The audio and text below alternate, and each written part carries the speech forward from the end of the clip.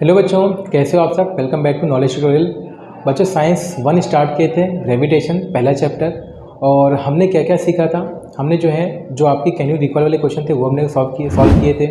हमने ग्रेविटेशन और ग्रेविटी में क्या डिफरेंस है वो मैंने आपको बताया था। फोर्स और मोशन क्या होता है वो मैंने एक्सप्लेन किया था। फिर आपको सेंट्रीपिटल फोर्स बताया था, सर्कुलर मोशन बताए थे, टाइप्स ऑफ मोशन भी बताए थे, न्यूटन्स के तीनों लॉ भी एक्सप्लेन किए थे, और हमने केप्लर्स लॉ देखे थे। और उसके बेस पे जो आपके टेक्सचुअल क्वेश्चन में जो क्वेश्चन दिए गए वो भी मैंने आपको सॉल्व करके दिखाया था।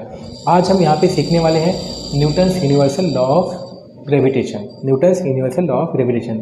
तो चलिए यहाँ पे शुरू करते हैं। Newton's universal law of gravitation है क्या। शुरू करने के पहले बच्चों, अगर से आपको वीडियो अच्छी लगेगी तो लाइक करिएगा, वीडियो पूरा एंड तक का देखिएगा ताकि आपको कॉन्सेप्ट जो है बहुत अच्छे से समझ में आए। और वीडियो अपने दोस्तों के साथ शेयर करिए। चैनल पे नए हो तो सब्सक्राइब करना मत भूलिएगा। तो चलिए यहाँ पे देखते हैं Newton's universal law of gravitation. अब देखिए, ये यूनिवर्सल लॉ ऑफ ग्रेविटेशन क्यों बोला जाता है, क्योंकि यहाँ पे जो न्यूटन ने लॉ दिया है वो पूरे यूनिवर्स पे एप्लीकेबल है। वो क्या है, पूरे यूनिवर्स पे क्या है, एप्लीकेबल है। इसलिए इसको क्या बोलते हैं, Newton's universal law of gravitation. Every object in the universe attract every other object with a definite force. For example ये ले लेते हैं हम लोग एक ऑब्जेक्ट जिसका मास क्या है, m1 है। जिसका मास क्या है, m1 है।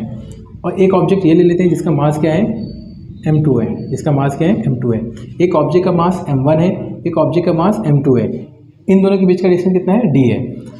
m1 और m2 कोई एक सर्टेन फोर्स से क्या करेंगे, अट्रैक्ट करेंगे।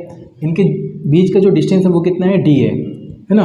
तो यहाँ पे क्या लिखा हुआ है, every object in the universe attract every other object with a definite force. जो ऑब्जेक्ट m1 है, जो ऑब्जेक्ट m2 है, ये दोनों एक सर्टेन फोर्स से क्या करेंगे, अट्रैक्ट करेंगे। दिस फोर्स है ना, दिस फोर्स जो ये फोर्स है, इसके बीच में इसका भी कोई सर्टेन फोर्स होगा, इसका भी क्या होगा, फोर्स होगा। तो दिस फोर्स है ना, this force is directly proportional to, this force is directly proportional to. जैसे जैसे मैंने स्टेटमेंट लिखा हूँ वैसे वैसे यहाँ पे मैंने क्या कर रहा हूँ, बता रहा हूँ, समझा रहा हूँ। This force is directly proportional to the product of the masses of the two object. Product मतलब क्या होता है, मल्टीप्लिकेशन। तो दो ऑब्जेक्ट का मास क्या है, m1, और सेकेंड ऑब्जेक्ट का क्या मास क्या है, m2। तो this force is directly proportional to the product of the masses of the two object. इसको दे देते हैं 1, है ना। एक पार्ट यहाँ पे खत्म हो गया। And is inversely proportional to, मतलब कि this force is inversely proportional to. Inverse मतलब क्या होता है, 1 अपॉन, ये मैंने आपको लास्ट वाली वीडियो में बताया था। This force is inversely proportional to the square of the distance between them. इनके बीच का डिस्टेंस कितना है, d। इनके बीच का जो डिस्टेंस है वो कितना है, d है। इसका स्क्वायर। तो this force is inversely proportional to the square of the distance between them. This force is inversely proportional to the square of the distance between them. इसको हम ले देंगे इक्वेशन नंबर 2। इसको दे देते हैं सेकेंड, ठीक है। तो फ्रॉम 1 and 2, इसको मैं एक साथ लिख सकता हूँ अरेंज करके। F force is directly proportional to the product of the masses. F is directly proportional to m1 into m2 and this force is inversely proportional to the square of the distance between them. तो यहाँ पे क्या लिखूँगा, d square. इसको मैं ऐसे लिख सकता हूँ रीअरेंज करके। अब मैंने आपको बताया था, अगर से ये इन्वर्सली, ये जो डायरेक्टली प्रोपोर्शनल है, ये जो प्रोपोर्शन की साइन है अल्फा, जो ये प्रोपोर्शन की साइन है, इसको अगर से मैं रिप्लेस करूँगा तो कोई एक कांस्टेंट लेना पड़ेगा। जैसे इसके पहले केप्लर्स लॉ में हम लोग ने लिए थे, कांस्टेंट क्या लेते, के लिए थे। लेकिन यहाँ पे जो हम लोग कांस्टेंट लेंगे वो लेंगे कैपिटल जी। क्या लेंगे, कांस्टेंट कैपिटल जी। तो G F is equal to inverse, जो डायरेक्टली प्रोपोर्शनल था, ये प्रोपोर्शन की जगह पे मैंने क्या लिखा, is equal to capital G लिखा। क्या लिखा, is equal to capital G, m1 into m2 upon d square, m1 into m2 upon d square. तो ये है, this is called the Newton's universal law of gravitation. इसी को हम लोग क्या बोलते हैं, Newton's universal law of gravitation. F is equal to G into m1 into m2 upon d square. अब यहाँ पे बात करेंगे हम लोग कैपिटल जी की। तो कैपिटल जी क्या है, कैपिटल जी क्या है, यूनिवर्सल ग्रेविटेशन कांस्टेंट। कैपिटल जी क्या है, यूनिवर्सल ग्रेविटेशन कांस्टेंट। इसकी वैल्यू क्या होती है, what is the value of capital जी। इसकी वैल्यू होती है, एग्जाम में बहुत बार पूछता है, व्हाट इज जी। जी क्या है, universal gravitation constant. What is the value of G, 6.67 into 10⁻11। ये इसकी वैल्यू है। What is the unit of G, unit क्या होती है, ऐसा unit newton metre square per kg square. Newton metre square per KG square. ये क्या है, this is the SI unit, ये क्या है, एसआई यूनिट है। तो एग्जाम में अगर से आया question what is the SI unit of capital G, small G भी होता है, आपको क्या याद रखना है, capital G. Capital G is called the universal gravitation constant and its value is 6.67 into 10⁻11 newton metre square per KG square. ये newton metre square per KG square क्या है, इसकी यूनिट है, ये क्या है, इसकी एसआई यूनिट है। इसको कभी कभी आपकी टेक्स्ट बुक में ऐसे भी दिया रहेगा या एग्जाम में क्वेश्चन आया तो आपको ऐसे भी दिया रहेगा 6.67 into 10⁻11 newton metre square KG raise to -2। एक केजी के ऊपर क्या जाएगा, -2 की साइन, मतलब कि ये जो केजी है, केजी स्क्वायर है, वो क्या है, न्यूटन मीटर स्क्वायर के नीचे लिखा हुआ है ना। ये किसके नीचे लिखा हुआ है, इसके नीचे। अगर से ये पावर है ना, पावर अगर से नीचे है तो आपने इंडेक्सेस पढ़ा है, मान लेते हैं यहाँ पे 2/kg स्क्वायर लिखा हुआ है या ये 1/kg स्क्वायर। तो ये पावर अगर से ऊपर लेके जाएंगे, ये पूरे टर्म को क्या लिखेंगे, ऊपर लेके जाएंगे, तो 1 इंटू क्या हो जाएगा, पावर क्या जाएगी, ऊपर जाके माइनस हो जाएगी, पावर ऊपर जाके क्या हो जाएगी, माइनस हो जाएगी। तो इंडाइसेस का कॉन्सेप्ट यहाँ पे यूज़ करके पावर ऊपर गई तो क्या हो जाएगी, माइनस हो जाएगी। तो ये हो गई इसकी जी की वैल्यू और जी की क्या हो गई, ऐसा यूनिट हो गई। तो आपको ये आना चाहिए, एग्जाम में अगर से स्टेटमेंट आया तो आपको ऐसा पूरा जो है 2 मार्क्स के लिए आएगा, आपको पूरा ऐसा लिखना पड़ेगा। और ये कुछ कॉन्सेप्ट थे जो मैंने आपको बताया, वो भी आपको याद करने हैं। तो ये टॉपिक हमारा खत्म होता है। चलिए नेक्स्ट टॉपिक देखते हैं। चलो बच्चों नेक्स्ट टॉपिक देखते हैं, इनवर्स लॉ ऑफ ग्रेविटेशन। देखिए ये जो क्वेश्चन है बहुत ही वेरी वेरी इंपॉर्टेंट है आपके एग्जाम के लिए, वेरी वेरी इंपॉर्टेंट। क्यों एग्जाम के लिए इंपॉर्टेंट है मैं आपको बताता हूँ। जब से आपका सिलेबस चेंज हुआ है, लॉकडाउन में जो है जितने भी ये जो टॉपिक था खास करके ये पूरा ओमिट किया हुआ था, तो इस बार जो है शायद एग्जाम में आपको ये आ सकता है। और सेकंड जो है इंपॉर्टेंट इसलिए है क्योंकि आपकी टेक्स्ट बुक में पीछे क्वेश्चन भी दिया हुआ है। टेक्स्ट बुक में जो है पेज नंबर 14 पे जो है क्वेश्चन में जो सेकंड पार्ट का सी वाला है, सी क्वेश्चन है ना, सी वाला क्वेश्चन, ठीक है। तो उसमें आपको दिया हुआ है write the 3 laws of Kepler, है ना। तो केप्लर के तीनों लॉज लिखने हैं। उसके बाद आपको ये लिखना है कि जो ये न्यूटन का इन्वर्स लॉ है, तो न्यूटन ने क्या किया है, केप्लर की हेल्प लिया है ना। तो केप्लर की जो लॉ की क्या लिया है, हेल्प लिया है, और लॉ की हेल्प लेके जो है इन्होंने क्या किया है, ये इन्वर्स लॉ को प्रूव किया है। इन्वर्स लॉ को क्या किया, प्रूव किया है। बेसिकली आपको प्रूव क्या करना है, प्रूव आपको करना है force is inversely proportional to 1/r²। Force is inversely proportional to distance का square. Force is inversely proportional to distance का स्क्वायर। ये आपको प्रूव करना है। That is called the inverse law of gravitation. इसको हम लोग क्या बोलते हैं, इन्वर्स लॉ ऑफ ग्रेविटेशन बोलते हैं।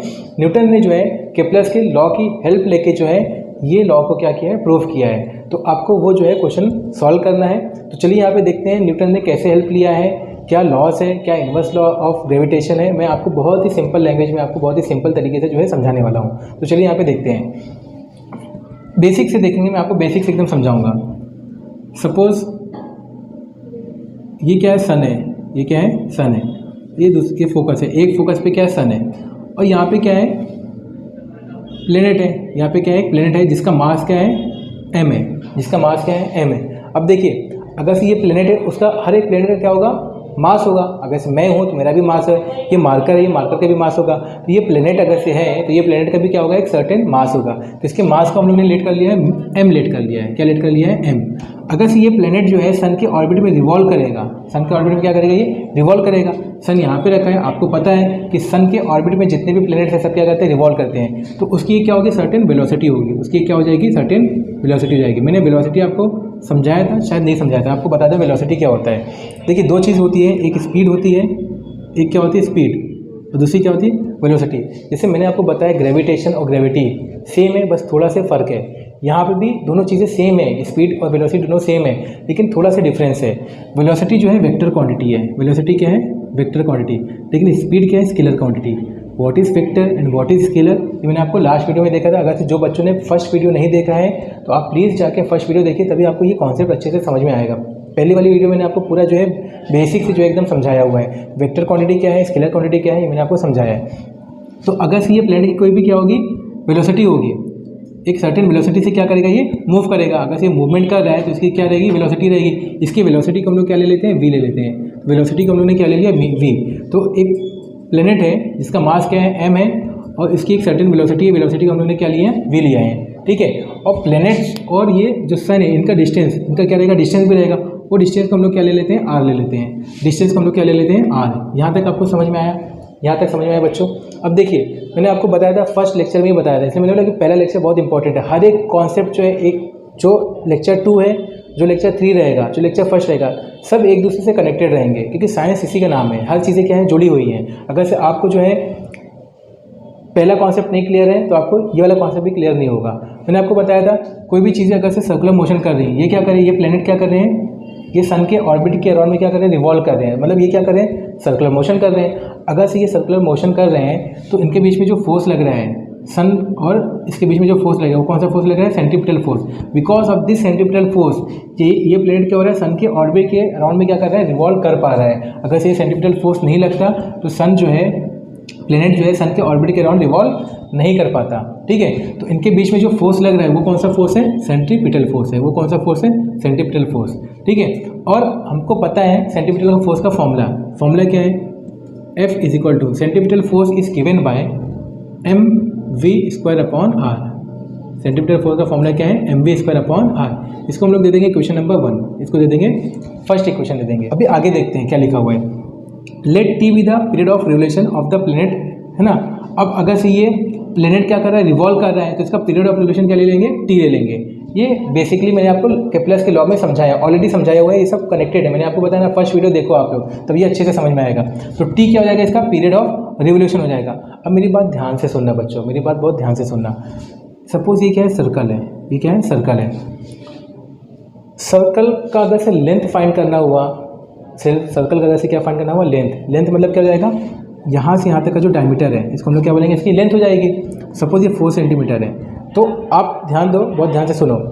4 सेंटीमीटर का मैंने क्या किया, एक वायर ले लिया, 4 सेंटीमीटर का वायर ले लिया। वो 4 सेंटीमीटर वायर को मैंने क्या बनाया, एक ऐसा गोल करके सर्कल बना दिया। क्या बना दिया, सर्कल बना दिया। तो जो वायर है, जो सर्कल बनी है, सर्कल जो बनी है वो क्या हो गई, वो जो सर्कल बनी वो पूरा वायर की लेंथ ही तो है ना, वो क्या है, वायर की लेंथ है। तो उसको हम लोग क्या बोलते हैं, सर्कमफ्रेंस बोलते हैं। क्या बोलते हैं, सर्कमफ्रेंस। सर्कमफ्रेंस अलग होता है बच्चों, एरिया अलग होता है। ये हो गया सर्कल का एरिया, ये क्या हो गया, सर्कल का एरिया। सर्कमफ्रेंस बोलेंगे तो उसका क्या रहेगा, जो लेंथ रहेगा वही उसका क्या होगा, सर्कमफ्रेंस होगा। जो उसका लेंथ रहेगा वही उसका क्या होगा, सर्कमफ्रेंस होगा। ठीक है, अब यहाँ पे ध्यान से देखिए, तो अगर से ये प्लेनेट है, इसका पीरियड ऑफ रिवोल्यूशन कितना ले लिया हम लोग ने, टी ले लिए। एंड 2πr की the distance travel by the planet, मतलब कि जो प्लेनेट है, अब ध्यान से सुनो मेरी बात, ये जो मैंने सर्कल के एग्जांपल दिया ना, वहाँ ये एग्जांपल यहाँ पे लगा के बैठो। m क्या है, प्लेनेट है, this is the planet, this is the mass of the planet. Planet जो है यहाँ से यहाँ तक का जो है, यहाँ से यहाँ से यहाँ पे रिवॉल्व किया, यहाँ से इसका क्या हुआ, पीरियड ऑफ रिवोल्यूशन हुआ। तो जो इसका पीरियड ऑफ रिवोल्यूशन है वो क्या ले लेंगे हम लोग, 2πr ले लेंगे। ये तो इसका सर्कमफ्रेंस हुआ, यही तो इसका क्या हो गया, सर्कमफ्रेंस। मतलब कि जो इसका डिस्टेंस ट्रेवल किया है, कितना डिस्टेंस ट्रेवल किया हम लोग को पता नहीं है, कितना डिस्टेंस ट्रेवल किया पता है आपको, नहीं पता है। तो हम लोग ने जो है जो डिस्टेंस ट्रेवल किया उसको हम लोग ले लेंगे, उसका सर्कमफ्रेंस होगा, वो उसका क्या होगा, सर्कमफ्रेंस। क्यों, क्योंकि ये क्या बना रहा है, एक सर्कल जैसा बना रहा है। तो ये सर्कमफ्रेंस कितना हो जाएगा, 2πr। सर्कमफ्रेंस ऑफ सर्कल का फॉर्मूला क्या है, 2πr। तो उसका जो डिस्टेंस ट्रेवल किया है यहाँ से लेके जो है, ये पॉइंट से लेके ये पॉइंट तक जो डिस्टेंस ट्रेवल किया वो क्या है, 2πr। इतना समझ में आया आप लोगों को। तो ये डिस्टेंस को हम लोग ने क्या ले लिया है, 2πr ले लिए हैं। Then the speed of planet is given by, आपको पता है कि स्पीड का फॉर्मूला क्या है, स्पीड इसको हम लोग ले लेंगे v से डिनोट करते हैं, किसे, v से डिनोट करते हैं। सब स्पीड और वेलोसिटी क्या है, सपोज सेम ही है ना, तो इसको हम लोग किससे डिनोट करेंगे, v से। तो स्पीड का फॉर्मूला क्या है, distance travel upon time taken, distance travelled upon time taken, ये किसका फॉर्मूला है, स्पीड का फॉर्मूला है। अब इसी चीज़ को जो है, ये जो चीज़ें लिखी मैंने, टी जो है उसका टाइम पीरियड है, 2πr क्या है, टोटल डिस्टेंस ट्रेवल किया है, इसको मैं फॉर्मूले के अंदर सब्स्टिट्यूट करता हूँ। स्पीड को हम लोग किससे लिखे हैं, v से डिनोट किए हैं।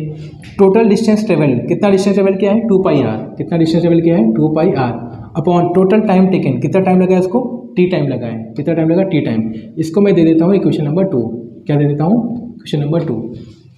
अब ये जो v की वैल्यू है मैं यहाँ पे सब्स्टिट्यूट करता हूँ, कहाँ पे, इक्वेशन नंबर 1 में। तो यहाँ पे क्या लिखेंगे, सब्स्टिट्यूट v इन इक्वेशन 1।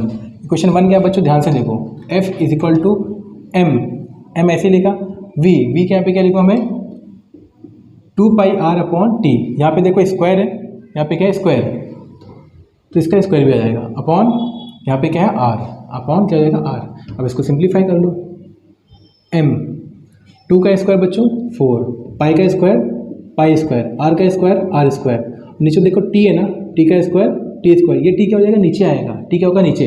देखो ध्यान से, 1/3 सपोज लिखा, यहाँ पे मैंने 5 लिखा, तो इसको आप कैसे लिख सकते हो, 1/3 × 5 लिख सकते हैं ना ऐसा। तो ये टी क्या हो जाएगा, टी स्क्वायर नीचे आएगा, यहाँ पे नीचे क्या है, आर है। तो देखो एक आर से एक आर कैंसिल, तो यहाँ पे क्या बचेगा, एफ इज इक्वल टू 4 मैं पहले लिखता हूँ M pi square R upon T square, M pi ये इसको सॉल्व करके हमारा ये आंसर आया। अब यहाँ पे ध्यान से देखिए, यहाँ पे मैं यूज़ करने वाला हूँ, अभी तक केप्लर्स लॉ का यूज़ किए नहीं यूज़ किए। न्यूटन ने क्वेश्चन में क्या था, न्यूटन ने जो inverse law of gravitation proof किया है ना, जो ये थ्योरी को इन्होंने प्रूफ किया है वो किसकी हेल्प लिया है, न्यूटन केप्लर्स के थर्ड लॉ की हेल्प लिया है। किसकी हेल्प लिया है, केप्लर्स की लॉ की हेल्प लिया है। तो यहाँ पे लिखूंगा केप्लर्स थर्ड लॉ। केप्लर्स का थर्ड लॉ क्या होता है, T square is equal to K R cube, यही तो है केप्लर्स का third law, T square is equal to K R cube. इसको मैं थर्ड इक्वेशन दे देता हूँ, इसको मैं थर्ड इक्वेशन। देखो बच्चों वहाँ पे जगह नहीं थी तो मैंने ये वाला रब कर दिया। अब जो ये T square is equal to K R cube है, इसको मैं पुट करता हूँ थर्ड वाले इक्वेशन में। तो यहाँ पे क्या लिखेंगे, substitute T square is equal to K R cube in equation third में सब्स्टिट्यूट करता हूँ। थर्ड वाली इक्वेशन क्या आती है, F is equal to 4 M pi square R upon ये टी स्क्वायर यहाँ पे क्या लिखूंगा, के आर क्यूब। देखिए एक आर से एक आर कैंसिल हो जाएगा, तो नीचे क्या बचेगा, 4 एम पाई स्क्वायर अपॉन के आर स्क्वायर, नीचे ये बचेगा। समझ में आया यहाँ तक का, समझ में आया, कोई डाउट है? अब देखिए आगे, अब मुझे यहाँ पे देखिए here in the given equation here 4 M pi K R constant. देखिए 4 एम पाई के ये सब क्या है, कांस्टेंट है, इनकी वैल्यू चेंज नहीं होगी, ये हमेशा क्या रहेंगे, फिक्स रहेंगे। 4 फिक्स रहेगा, के क्या होता है, कांस्टेंट होता है, केप्लर्स लॉ में हम लोग ने देखा के कांस्टेंट होता है। एम मास भी जो है कांस्टेंट होता है, मास और वेट में भी डिफरेंस है, आगे हम लोग पढ़ेंगे, ठीक है, मास क्या है, वेट क्या है, क्या डिफरेंस है, आगे समझेंगे। बस अभी के लिए याद रखो, मास क्या होता है, कांस्टेंट होता है, मास क्या होता है, कांस्टेंट, और पाई की वैल्यू भी क्या होती है, फिक्स होती है। आपको पता है पाई क्या होता है, 22/7, क्या ये कभी चेंज होगा? तो 4 M pi K R constant. तो यहाँ पे मैं इसको लिख सकता हूँ ना ऐसे, F is equal to constant, है ना, या तो ऐसे लिख देंगे, F is equal to constant into ये पूरा क्या है, कांस्टेंट है। देखो ये पूरा क्या कांस्टेंट है, क्या बचा, 1/r² बचा, क्या बचा, 1/r²। तो ये पूरे के यहाँ पे मैंने क्या लिख दिया, कांस्टेंट। अब आपको मैंने बताया था, अगर से प्रोपोर्शन की साइन हटाना होता है तो हम लोग क्या लिखते हैं, इज इक्वल टू कांस्टेंट लिखते हैं। अब इसका इन्वर्स करो, उल्टा करो, है ना, अगर से कांस्टेंट और इक्वल टू की साइन हटाएंगे तो क्या लगाएंगे, प्रोपोर्शन लगाएंगे। समझे, इसका उल्टा कर रहा हूँ मैं, कांस्टेंट और इक्वल टू की साइन हटाएंगे तो क्या लगाएंगे, प्रोपोर्शन, क्या रहेगा, 1/r²। तो यही आपको क्या करना था, प्रूफ करना था। तो this is called the Newton inverse law of gravitation. उन्होंने कैसे केप्लर्स के लॉ की हेल्प लेके जो है अपना ये लॉ प्रूफ किया, ये हमको बताना था। तो ये हमारा टॉपिक क्या होता है, यहाँ पे कंप्लीट होता है। बच्चों अभी हम लोग जो है सॉल्व करने वाले हैं टेक्स्ट बुक के पेज नंबर 6 के जो है एग्जाम्पल 1 और एग्जाम्पल 2। और आपकी जो टेक्स्ट बुक में जो है टेक्सचुअल क्वेश्चन दिए गए हैं, ठीक है, क्वेश्चन नंबर 5 के जो है एफ और जी, वो हम लोग सॉल्व करेंगे। तो बाकी के क्वेश्चन क्या सही सॉल्व नहीं करेंगे, वो भी सॉल्व करेंगे। लेकिन मैं आपको ये बताना चाहता हूँ कि ये जो क्वेश्चन मैं अभी 4 सॉल्व कराऊंगा आपको, जो 4 क्वेश्चन अभी सॉल्व करेंगे हम लोग, वो आपको जो अभी जस्ट मैंने जो कॉन्सेप्ट समझाया Newton's universal law of gravitation, उसी के फॉर्मूले के बेस पे क्या है ये क्वेश्चन है। तो मैं आपको क्या करूँगा पता है, आपको जो कॉन्सेप्ट सिखाऊंगा, थ्योरी सिखाऊंगा, थ्योरी के बेस पर कैसे कोई भी न्यूमेरिकल्स रहेगा तो ऑन द स्पॉट हम लोग क्या करेंगे, उसको सॉल्व कर लेंगे, ताकि जो है आपका कॉन्सेप्ट और थ्योरी क्या रहेगा, एकदम साथ में चलता रहेगा। अभी कैसा होता है कि हम अगर से ये कॉन्सेप्ट पढ़ लेते हैं, कॉन्सेप्ट क्या करते हैं, पढ़ लेते हैं, पहले कॉन्सेप्ट पढ़ लेंगे, न्यूमेरिकल जब हम लोग बाद में सॉल्व करने जाएंगे तो हम लोग को फॉर्मूला समझ में नहीं आएगा, कौन सा फॉर्मूला यूज़ करना है, कैसे यूज़ करना है, तब तक हम लोग भूल जाएंगे, हम लोग मतलब कि आप भूल जाओगे। इसलिए मैं क्या करूँगा कि आपको जो है साथ में पैरेलली क्या करूँगा, उसको समझाते रहूँगा। पहले आपका कॉन्सेप्ट आएगा, थ्योरी आएगी, थ्योरी के ऊपर अगर से कोई न्यूमेरिकल्स आते हैं तो वो न्यूमेरिकल्स को भी हम लोग जो है साथ में सॉल्व कर लेंगे, ठीक है। तो चलिए यहाँ पे देखते हैं क्या न्यूमेरिकल्स दिया हुआ है पेज नंबर 6 एग्जाम्पल्स में। और आपको पता होना चाहिए कि फिजिक्स में जो है या साइंस 1 में न्यूमेरिकल्स एग्जाम में पूछे जाते हैं, तो ये बहुत ही इंपॉर्टेंट है, इसको आप स्किप करके मत जाना। मैं आपको अच्छे से समझाऊंगा, मैं गारंटी देता हूँ, आप पूरी वीडियो देखो, आपको गारंटी के साथ समझ में आएगा सब। तो चलिए यहाँ पे देखते हैं, Mahendra and Virat are sitting at distance of 1 metre from each other. देख लेते हैं यहाँ पे, एक महेंद्र है, ठीक है, और ये क्या है, विराट है। दोनों क्या हैं, बैठे हुए हैं, है ना, दोनों क्या हैं, बैठे हुए हैं। इनके जो बीच का डिस्टेंस है वो डिस्टेंस कितना है, 1 मीटर है। इनके बीच का डिस्टेंस कितना दिया है, 1 मीटर दिया है। देयर मासेज आर, जो महिंद्रा है इसका मास, सपोज महिंद्रा M1, इसका मास कितना है 75 kg, कितना है 75 kg। और जो विराट है, विराट का मास कितना दिया है 80 kg, कितना दिया है, विराट का मास 80 kg दिया है। What is the gravitational force between them, तो आपको क्या निकालना है, इनके बीच में जो ग्रेविटेशनल फोर्स लग रहा है वो आपको निकालना है। क्या निकालना है, what is the gravitational force between them, इनके बीच में जो फोर्स लग रहा है वो निकालना है। ठीक है, देखो बच्चों, मैंने आपको बताया था ना कि every object in the universe attract every other object with a definite force, लेकिन वो ऑब्जेक्ट जो है एक दूसरे के पास में अट्रैक्ट क्यों नहीं होते हैं।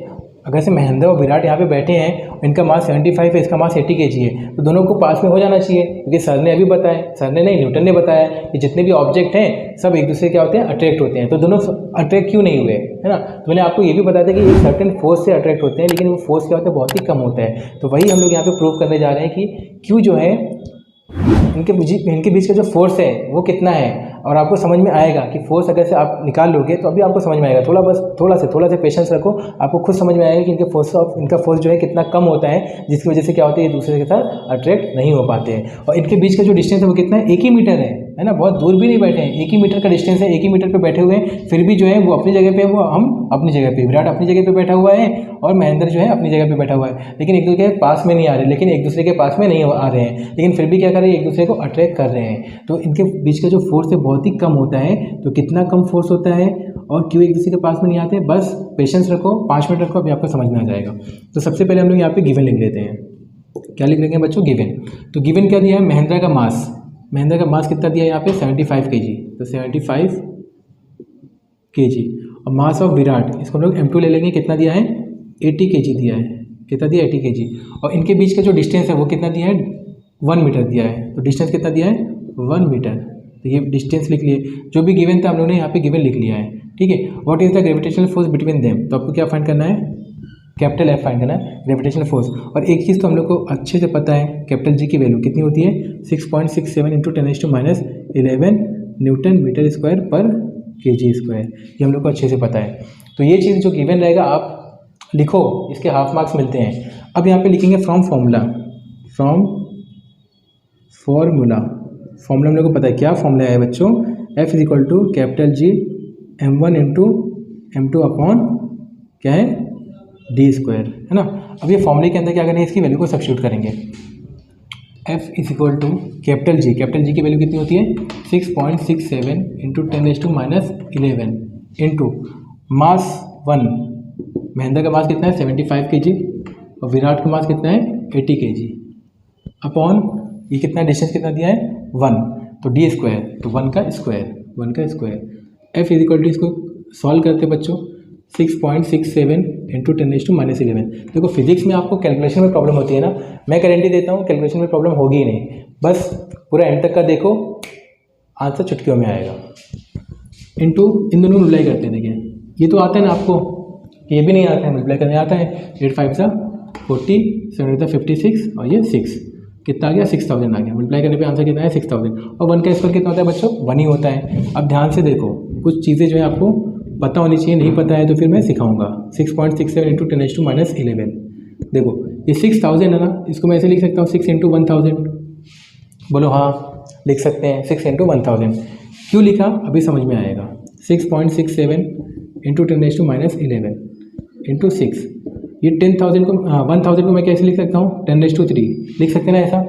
10 × 10 × 10 कितना हो जाएगा 1000 हो जाएगा। ठीक है, अब यहाँ पे देखिए 6.67 और 6 दोनों को मल्टीप्लाई करते हैं। 7 6 ज़ा 42, 4 आया, 6 6 ज़ा 36, 36 + 4 40, 4 आया वापस से, 6 6 ज़ा 36, 36 + 4 40, कितना आ गया 4002। अब देखो इसको मल्टीप्लाई किया, कुछ नहीं किया, मल्टीप्लाई किया। पॉइंट लगाना है ना, पॉइंट लगाना है। यहाँ पे पॉइंट के बाद कितना डिजिट है 2 डिजिट है, यहाँ पे तो पॉइंट है नहीं, तो 2 डिजिट के बाद पॉइंट लगा दो। यहाँ से 2 डिजिट काउंट करेंगे राइट हैंड साइड से, तो 40.02 इंटू इसको सॉल्व करेंगे। अब देखो ये पावर है ना, अगर से बेस सेम है, इंडाइसिस में हमने पढ़ा अगर से बेस सेम होती है तो पावर क्या होती है ऐड होती है, ऐड हो रही तो ऐड करो, सब्ट्रैक्ट हो रही तो सब्ट्रैक्ट करो। यहाँ पे भी 10 है, यहाँ पे भी 10 है, यहाँ पे पावर कितनी -11, यहाँ पे पावर कितनी है -11, यहाँ पे पावर कितनी है +3, तो -11 + 3 कितना आएगा 10⁻⁸ कितना जाएगा 10⁻⁸। समझ में आया? तो प्लस माइनस क्या होता है, माइनस होता है, ये माइनस प्लस माइनस, तो पावर को मैंने क्या किया, माइनस किया, 10⁻⁸। अब आगे देखिए, इसको मैं ऐसे भी लिख सकता हूँ 0.02 ना, इसको मैं ऐसे भी लिख सकता हूँ 4.002। अगर से यहाँ पे पॉइंट एक यहाँ पे शिफ्ट किया हूँ, पॉइंट अगर से मैंने क्या किया लेफ्ट हैंड साइड में शिफ्ट किया तो पावर क्या हो जाएगी, एक कम हो जाएगी। तो -8 था ना, कितना हो जाएगा -7 हो जाएगा, पावर कितना हो जाएगा, एक कम हो जाएगा। पॉइंट अगर से यहाँ पे शिफ्ट करेंगे तो पावर कम हो जाएगा, पॉइंट अगर से आगे शिफ्ट करेंगे तो पावर क्या हो जाएगी, बढ़ जाएगी। समझ में आया? तो इसका आंसर कितना आ गया, F = 4.002 × 10⁻⁷। और फोर्स की यूनिट क्या होती है, न्यूटन। तो यहाँ पे क्या निकालना था, ग्रेविटेशनल फोर्स बिटवीन देम, तो यहाँ पे लिखेंगे the gravitational force between them is 4.002 × 10⁻⁷ Newton. अब आ गया आपके सवालों का आंसर। यहाँ पे देखिए कितने फोर्स से ये अट्रैक्ट हो रहे हैं, कितने फोर्स से, 4.002 × 10⁻⁷। ये देखो, ये -7, इसको देखो, इसका मतलब क्या हो गया कि 200.4। इसके पहले कितना जीरो है, सपोज यहाँ पे ये 004 है, इसके पहले जीरो लगा हुआ है, 1 2 3 4 5 6 है ना, पॉइंट मैंने और मान लो शिफ्ट कर दिया तो 6 जीरो आएंगे, तो 0.0000402। ये फोर्स से क्या कर रहे हैं, एक दूसरे को अट्रैक्ट करें। मुझे बताओ ये फोर्स कितना है, बहुत ज़्यादा है क्या?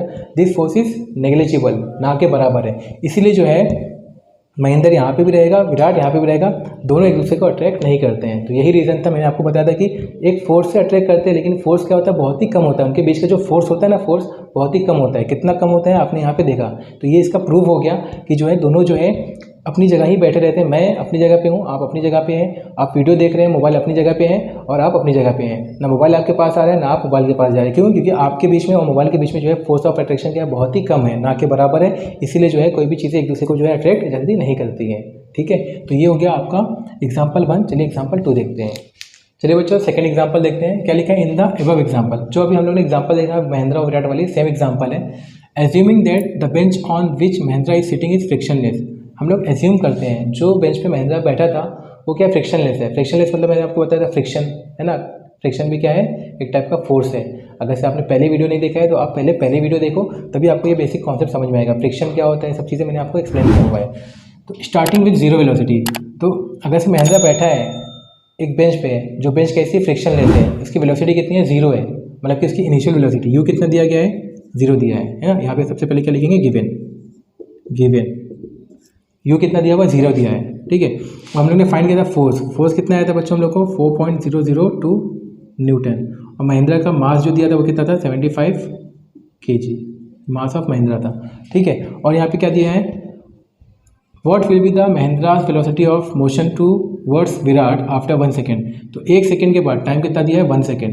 1 सेकेंड के बाद जो है, 1 सेकेंड के बाद महेंद्रा की वेलोसिटी कितनी हो जाएगी विराट की तरफ। मतलब कि सामने ये विराट बैठा हुआ है, यहाँ पे महेंद्रा बैठा हुआ है और बेंच कैसी फ्रिक्शन लेस है। तो 1 सेकेंड के बाद, जो 1 सेकेंड के बाद महेंद्रा जो है विराट की तरफ कितना, इसकी वेलोसिटी कितनी होगी वो हम लोग को फाइंड करना है। 1 सेकंड के बाद जो है महेंद्रा की जो है विराट की तरफ वेलोसिटी कितनी रहेगी हम लोग को फाइंड करना। मतलब कि अगर फ्रिक्शन लेस है तो जाहिर सी बात है वो क्या करेंगे, मूव करेंगे। महेंद्रा जो है विराट की तरफ आएगा तो 1 सेकंड के बाद वो विराट की तरफ जो है उसकी वेलोसिटी कितनी रहेगी वो हम लोग को फाइंड करना है। Will the velocity change with time, क्या वेलोसिटी जो है टाइम के साथ चेंज होगी एंड हाउ, कैसे होगी। तो चलिए इसका सोल्यूशन देखते हैं। ठीक है, तो यहाँ पर हम लोग को फाइंड करना है, वी फाइंड करना है। क्या फाइंड करना है, टू फाइंड वी। तो वी फाइंड करना है, तो वी कैसे फाइंड करेंगे, एक फॉर्मूला है, फॉर्मूला क्या है, v is equal to U plus A T, first kinematical equation, जो कि आपने क्लास 9th में पढ़ा है। अब ये फॉर्मूला बोलोगे सही है कहाँ से आ गया, ये क्लास 9 से आया। ये फॉर्मूला अभी मैंने समझाया नहीं आपको, है ना, 10th में नहीं है, लेकिन आपने 9th में पढ़ा है, तो उसका यूज़ होगा यहाँ पे। उसका क्या होगा, यूज़ होगा। v is equal to U plus A T, ये फॉर्मूला है, इसका यूज़ होने वाला है। इसी के जरिए हम लोग क्या करेंगे, v की वैल्यू, v फाइंड करना ना, तो v की वैल्यू इसी से आएगी। u plus A T, you आप लोगों को पता है, u कितना है, 0 दिया, तो u आपको पता है, u 0 दिया है। क्या हम लोग को एक्सेलरेशन पता है, a पता है क्या, a दिया हुआ है क्या, नहीं। तो सबसे पहले a फाइंड करना पड़ेगा। क्या हम लोग को टाइम पता है, टाइम कितना है, 1 सेकेंड, टाइम भी पता है, लेकिन हम लोग को a नहीं पता है। तो a पता नहीं है, तो a कैसे निकालेंगे, याद करो लास्ट वाली वीडियो, इसके पहले की वीडियो, या अभी जो मैंने आपको बताया, ये फॉर्मूला बताया था, f is equal to M A, father is equal to माँ, याद आया आपको, फादर इज इक्वल टू माँ। तो इससे हम लोग क्या निकाल सकते हैं, एक्सेलरेशन। देखिए फोर्स हम लोग को पता है, फोर्स कितना है 4.002 न्यूटन, मास पता है कितना 75 kg, एक्सेलरेशन आ जाएगा। जिसको हम लोग फॉर्मूला को ऐसे लिख सकते हैं ना, A is equal to F upon M. ये अगर से मल्टीप्लाई होगा यहाँ पे आके क्या हो जाएगा, डिवाइड हो जाएगा। तो ये फॉर्मूले को हम लोग यूज़ करेंगे। Therefore A is equal to force कितना है 4.002 अपॉन एम कितना है 75, एम कितना है 75, और ये कितना था 10⁻⁷ था ना, 10⁻⁷ न्यूटन। कितना था ये 10⁻⁷ आया था, इंटू 10⁻⁷। ये अब इसको सॉल्व कैसे करेंगे ध्यान से देखिए। तो ए इज इक्वल टू पॉइंट यहाँ पे ना, मैंने आपको इसके पहले बताया था, पॉइंट अगर से आप लेफ्ट हैंड साइड में शिफ्ट करोगे तो पावर क्या हो जाएगी, कम हो जाएगी। तो 7 रहेगी तो एक और कम हो जाएगी। लेकिन अगर से पॉइंट अगर से हम राइट हैंड साइड में शिफ्ट करेंगे तो पावर यहाँ पे क्या होगी, बढ़ेगी। तो 7 है तो 8 9 है ना। तो अगर से देखो इसको मैं यहाँ पे शिफ्ट करता हूँ, तो इसको मैं अगर से ऐसे लिखता हूँ 400.2, तो पावर कितनी शिफ्ट हुई है, 1 2 डिजिट पे शिफ्ट हुई ना। कितना हो जाएगा, -7 था ना, तो -9 हो जाएगा। कितना था, -7 था। 2 डिजिट के बाद पॉइंट लगाए हैं, पावर ये पॉइंट कहाँ पे शिफ्ट हुआ है, पॉइंट शिफ्ट हुआ है 2 डिजिट के बाद 1 2 यहाँ पे है ना। तो 2 डिजिट के बाद शिफ्ट हुआ है तो पावर कितना जाएगी, -2। तो 7 -2 कितना जाएगा, -9 हो जाएगा अपॉन 75। क्यों किया ऐसा। अब यहाँ पे बारी आती है अप्रॉक्सीमेशन लेने की। बहुत ज़बरदस्त चीज़ है अप्रॉक्सीमेशन, बहुत ध्यान से देखिए। आपको जो है अप्रॉक्सीमेशन का यूज़ जो है आगे हाई लेवल पे भी यूज़ करना रहेगा। तो आप अभी से समझिए अप्रॉक्सीमेशन होता क्या है। तो ए अप्रॉक्सीमेट, तो 400.2 लिखा हुआ है ना, इसको मैं 400 ले लूँगा। इसको मैं क्या ले लूँगा, 400.2 हटा देंगे। तो इसी को हम लोग क्या बोलते हैं, अप्रॉक्सीमेशन बोलते हैं। क्या बोलते हैं, अप्रॉक्सीमेशन अपॉन 75 का 75 रहेगा। अब इसको कैंसिल करिए, 5 15 ज़ा 5 8 ज़ा 5 0 ज़ा 5 3 ज़ा 5 1 ज़ा 5 5 6 ज़ा 30, ठीक है। 3 1 ज़ा 3 3 5 ज़ा 15, फिर 1 आया 3 3 ज़ा 9 3 3 ज़ा 9। तो ए का जो अप्रॉक्सीमेशन आया है, एक्सेलरेशन कितना है 5.33 इंटू 10⁻⁹। एक्सेलरेशन की यूनिट क्या है, metre per second square. Acceleration क्या होता है, मीटर पर सेकेंड स्क्वायर। तो ए आ गया हम लोग को, कितना आ गया ये 5.33 into 10⁻⁹ metre per second square. तो हम लोग को ए आ गया। अब ये फॉर्मूले के अंदर वैल्यू से सब्स्टिट्यूट कर सकते हैं। तो फॉर्मूला क्या है, v is equal to U plus A T. तो v is equal to U कितना है, u कितना है 0 है ना। इनिशियल वेलोसिटी कितनी दी गई है, स्टार्टिंग में 0 वेलोसिटी। तो 0 वेलोसिटी से स्टार्ट हो रहा है, उसकी जो इनिशियल वेलोसिटी वो कितनी है 0 है। तो u कितना है 0 है, प्लस ए कितना है हम लोग को 5.33 इंटू 10⁻⁹ इंटू टाइम कितना दिया है 1। तो 0 प्लस इसको मल्टीप्लाई करेंगे तो आंसर कितना आएगा, यही आएगा 5.33 इंटू 10⁻⁹। वेलोसिटी क्या होती है, मीटर पर सेकेंड। तो 5.33 इंटू 10⁻⁹ इंटू 1 कितना आएगा, 5.33 इंटू 10⁻⁹ प्लस 0, आंसर यही आने वाला है। तो वेलोसिटी कितनी हो गई 5.33 इंटू 10⁻⁹ मीटर पर सेकेंड। तो यहाँ पे क्या लिखेंगे, कितनी वेलोसिटी से जो है महिंद्रा मूव करेगा, the Mahindra velocity of motion towards Virat is इतना। तो यहाँ पे क्या लिखेंगे, the Mahindra's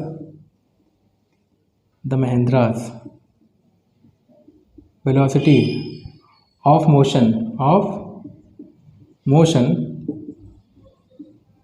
towards Virat is 5.33 into 10⁻⁹ metre per second. Unit के साथ लिखना है। आगे क्वेश्चन क्या दिया है, will the velocity change with time. क्या वेलोसिटी टाइम के साथ चेंज होगी, ठीक है। अब यहाँ पे ध्यान से देखिए, फॉर्मूला मैंने आपको बताया था, F is directly proportional to G(m1 m2 upon d का स्क्वायर, डिस्टेंस का स्क्वायर।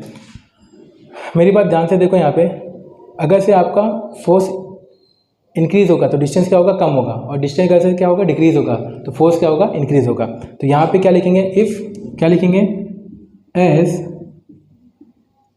डिस्टेंस डिक्रीजेज आप लिख लेना। यहाँ पे क्या लिखेंगे, फोर्स इंक्रीजेज। जैसे ही डिस्टेंस क्या होगा, डिक्रीज होगा, इनवर्सली प्रोपोर्शनल है। डिस्टेंस अगर से कम होगा तो फोर्स क्या रहेगा, ज़्यादा रहेगा। तो देयर बाय इंक्रीजिंग एक्सेलरेशन क्या होगा, इंक्रीज होगा। डिस्टेंस अगर से क्या होगा, कम होगा, फोर्स ज़्यादा होगा। अगर से फोर्स ज़्यादा लगा रहे हैं तो एक्सेलरेशन क्या होगा, ज़्यादा होगा, क्योंकि फोर्स और एक्सेलरेशन क्या है, एक दूसरे क्या है, डायरेक्टली प्रोपोर्शनल है। फोर्स अगर से ज़्यादा लगाओगे तो एक्सेलरेशन भी क्या होगा, ज़्यादा लगेगा, ठीक है। तो अगर से एक्सेलरेशन ज़्यादा लगा है तो वेलोसिटी भी क्या होगी, चेंज होगी। यहाँ पे क्या लिखेंगे, hence velocity change with time. ये उसका पूरा कंप्लीट आंसर हो गया। आई होप आपको ये समझ में आया होगा। चलिए नेक्स्ट क्वेश्चन देखते हैं बच्चों। अभी जो क्वेश्चन है एग्जांपल हमारा कंप्लीट होता है। जो भी जो है Newton's universal law of gravitation के बेस पे जो एग्जांपल थी दोनों वो मैंने कवर किया। जो पेज नंबर 7 पे दिया है वो यूनिवर्सल लॉ ऑफ ग्रेविटेशन का भी यूज़ होगा और एक फॉर्मूला और यूज़ होगा जो हम लोग नेक्स्ट वीडियो में कवर करेंगे, तो वो मैं आपको बाद में बताऊँगा। लेकिन फिलहाल जो है जो Newton's universal law of gravitation के बेस पे जो क्वेश्चन है वो आपका टेक्सचुअल क्वेश्चन है, क्वेश्चन नंबर 5। कौन सा है क्वेश्चन नंबर 5? कौन सा है? एफ और जी वाला। ठीक है, तो अभी हम लोग एफ करेंगे, जी इसके बाद करते हैं। क्या लिखा है? The masses of the earth and the moon are इतना एंड इतना, the distance between them is इतना, calculate the gravitational force of attraction between the two. जैसे महेंद्रा और विराट का था, सेम यहाँ पे महेंद्रा की जगह पे अर्थ दे दिया है, विराट की जगह पे क्या दे दिया? मून। दोनों के मास दे दिया है और डिस्टेंस दे दिया है। सपोज यहाँ पे लेट कर लेते हैं, this is the mass of the earth m1 and this is the mass of the moon m2। तो मास ऑफ द अर्थ कितना दिया है? 6 × 10⁻24 kg and mass of the moon कितना दिया है? 7.4 × 10⁻22 kg। इनके बीच का जो डिस्टेंस है वो कितना दिया है? 3.84 × 10⁵ किलोमीटर में दिया हुआ है। तो सबसे पहले यहाँ पे क्या लिखेंगे? गिवन। देखिए ये बवाल है, किलोमीटर में, इसको मीटर में मीटर में लिखना है हम लोग को। तो क्या लिखा है? m1 mass of the earth. Mass of the अर्थ कितना है? 6 × 10⁻24 kg। पहले गिवन लिख लेंगे। मास ऑफ द मून कितना दिया है? 7.4 × 10⁻22 kg। और इनके बीच का जो डिस्टेंस है, डिस्टेंस क्या है? r है ना। डिस्टेंस कितना दिया हुआ है? r लिखो या d लिखो, बात आपकी एक ही है। तो चलिए यहाँ पे d लिख लेते हैं। डिस्टेंस कितना दिया है? 3.84 × 10⁻, कितना दिया? 5 किलोमीटर। अब देखिए किलोमीटर है, इसको हम लोग को मीटर में कन्वर्ट करना है। बहुत ही इंपॉर्टेंट क्वेश्चन है, ध्यान से देखिएगा। किलोमीटर को किस में कन्वर्ट करना है? मीटर में। तो कैसे कन्वर्ट करेंगे? आपको पता है कि 1 किलोमीटर इक्वल टू कितना है? 1000 मीटर होता है। तो 1 किलोमीटर इक्वल टू 1000 को मैं क्या लिख सकता हूँ? 10⁻³ मीटर लिख सकते हैं ना ऐसा, 10⁻3। तो 3.84 × 10⁻5 तो यही है। तो किलोमीटर को मैं क्या लिखूँगा? 1 किलोमीटर इक्वल टू 10⁻3 मीटर हो जाएगा, 10⁻3 मीटर। डिस्टेंस कितना हो जाएगा? 3.84 इंटू, अब देखिए बेस सेम है तो पावर क्या हो रही है? प्लस हो रही है ना, प्लस कर दो, 5 3 कितना हो जाएगा? 8 मीटर। समझ में आया आप लोगों को? ये कॉन्सेप्ट समझ में आया? किलोमीटर, 1 किलोमीटर कितना होता है? 1000 मीटर। 1000 मीटर को हम लोग क्या लिख सकते हैं? 10⁻3 लिख सकते हैं, 10⁻3 मीटर। तो 3.84 × 10⁻5 किलोमीटर को मैंने क्या लिख दिया? 10⁻3 मीटर। तो 5 3 कितना हो जाएगा? 8। बेस सेम है तो पावर हो जाएगी, ऐड हो जाएगी। अब हम लोग को फॉर्मूला पता है, फॉर्मूला पता है। F = कितना होता है? G m1 × m2 upon d², है ना। तो F = हम लोग को क्या फाइंड करना था? फोर्स फाइंड करना था। Calculate the gravitational force of attraction between them. तो F क्या है हम लोग को? ये फाइंड करना है। इन दोनों के बीच में जो ग्रेविटेशनल फोर्स लग रहा है अर्थ और मून के बीच में, वो कितना है हम लोग को फाइंड करना है। तो G कितना होता है हम लोग को पता है? 6.67 × 10⁻11। यहाँ पे G की वैल्यू चाहिए रहेगा तो लिख दिएगा, इंटू मास 1 कितना दिया है? 6 × 10⁻24 इंटू मास 2 कितना दिया है? 7.4 × 10⁻22 अपॉन D कितना दिया है यहाँ पे?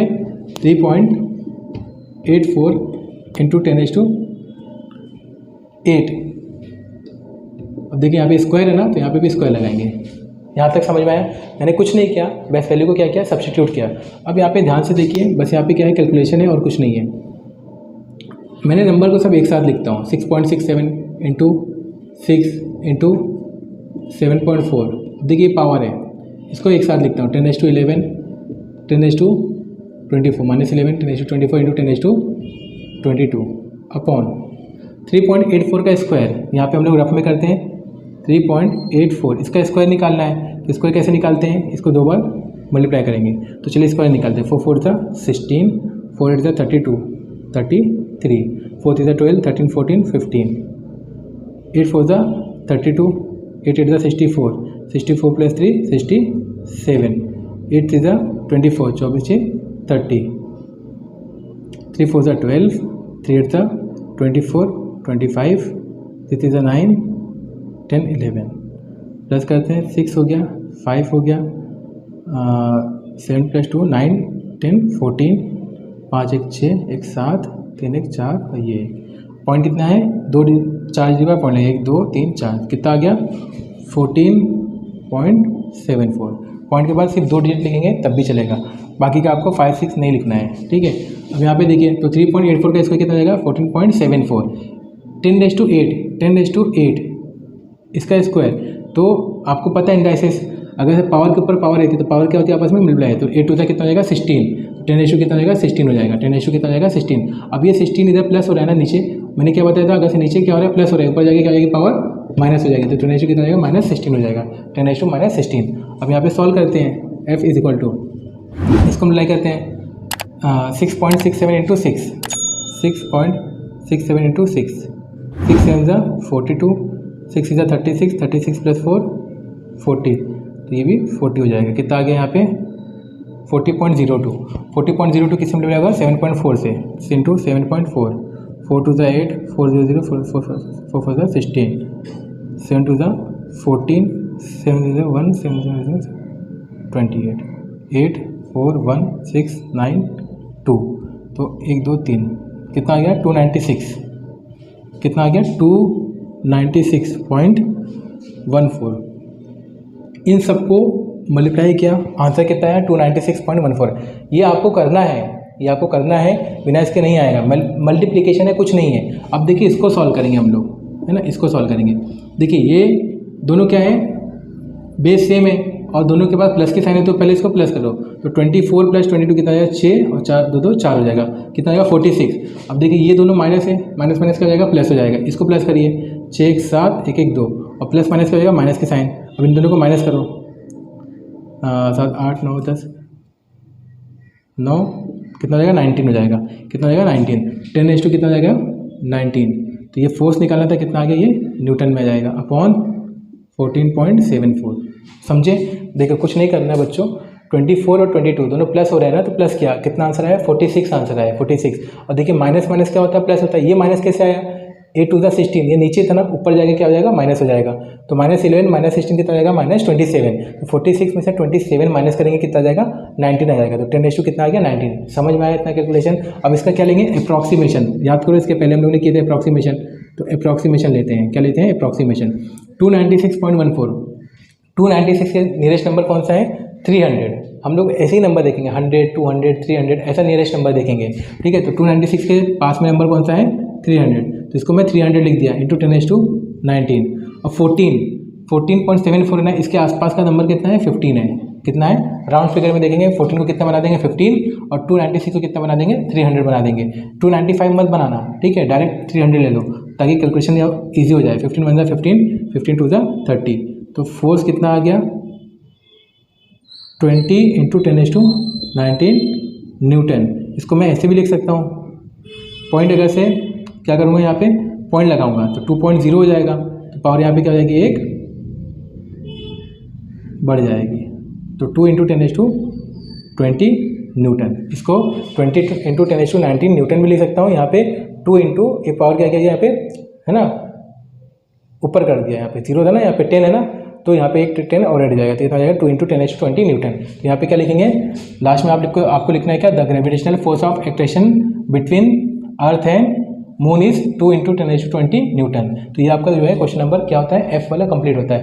एक सम इसके ऊपर और बचा है, कौन सा है वो G वाला, चलिए वो भी देखते हैं। चलो बच्चों एक क्वेश्चन इसके ऊपर और बचा हुआ है, उसके बाद जो हमारा Newton's universal law of gravitation concept क्या हो जाएगा कंप्लीट हो जाएगा। उसके बाद नेक्स्ट क्वेश्चन हम लोग नेक्स्ट वीडियो में स्टार्ट करेंगे। तो चलिए देखते हैं यहाँ पे क्या क्वेश्चन दिखा हुआ है। The mass of the earth is 6 into 10⁻24 kg, the distance between the earth and the sun. अब यहाँ पे क्या है देखिए, अर्थ है, अर्थ का मास m1 लेते हैं और यहाँ पे क्या है सन है, इसका मास m2 ले लेते हैं। तो अर्थ का मास दिया हुआ है 6 इंटू 10⁻24 kg और डिस्टेंस कितना दिया है, अर्थ और सन के बीच का जो डिस्टेंस है ये कितना दिया गया है यहाँ पे 1.5, कितना दिया है 1.5 into 10⁻11 metre.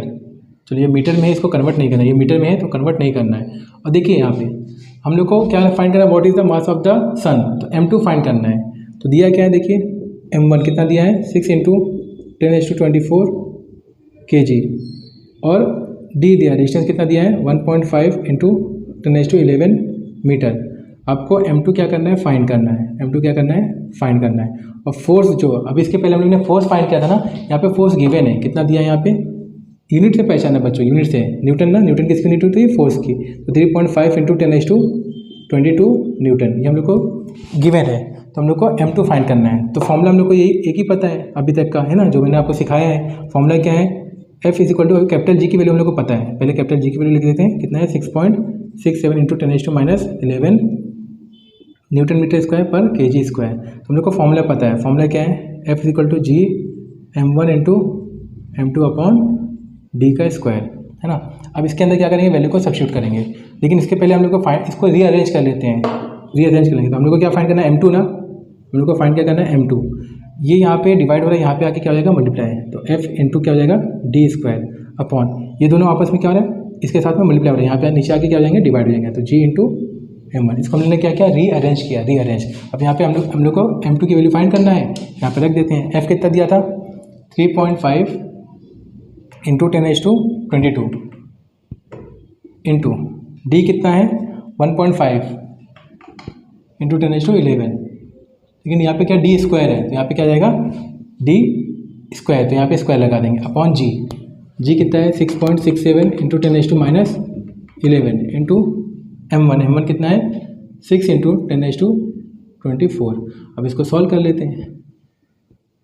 m2 is equal to 3.5 into 10⁻22 into 1.5 का स्क्वायर, 15 का स्क्वायर कितना होता है 225, तो पॉइंट लगाए तो 2.25 इंटू, है ना, 1.5 का स्क्वायर। इसके पहले मैंने 3.84 का स्क्वायर निकाला था, तो 1.5 का तो इजी है, 15 का स्क्वायर कितना होता है 225, तो पॉइंट लगा हुआ है तो कितना जाएगा, दो डिजिट के बाद पॉइंट आएगा, तो 2.25, 11 टू ज़ा 22, तो 10⁻22, ये आपको आना चाहिए 11 टू ज़ा 22। जब भी पावर के ऊपर पावर है तो पावर क्या होती है, मल्टीप्लाई होती है।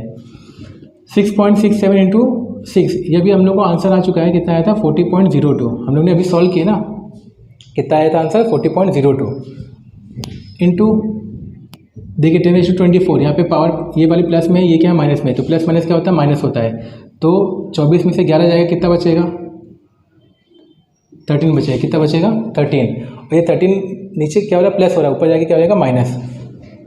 तो m2 इज इक्वल टू, पहले इसको मल्टीप्लाई करते हैं, 3.5 इंटू 2.25, तो 3.5 2.25 इंटू 3.5 2.25, नंबर को नंबर के साथ 2.25 इंटू 3.5, 5 5 25, 5 2 10, 11 12, 5 2 10 1 11, 3 5 15, 3 2 6 7, 3 2 6 5 7 8 7, पॉइंट के बाद 2 डिजिट, पॉइंट के बाद 1 डिजिट, तो 1 2 3 डिजिट के बाद पॉइंट, कितना आ गया आंसर 7.875 इंटू, अब देखिए यहाँ पे पावर 22 है, पावर 22 है, तो कितना जाएगा पावर 10⁻44, है ना, और यहाँ पे कितना 13 प्लस है, ऊपर जाके क्या हो जाएगा 13, ये माइनस हो जाएगा अपॉन 40.02।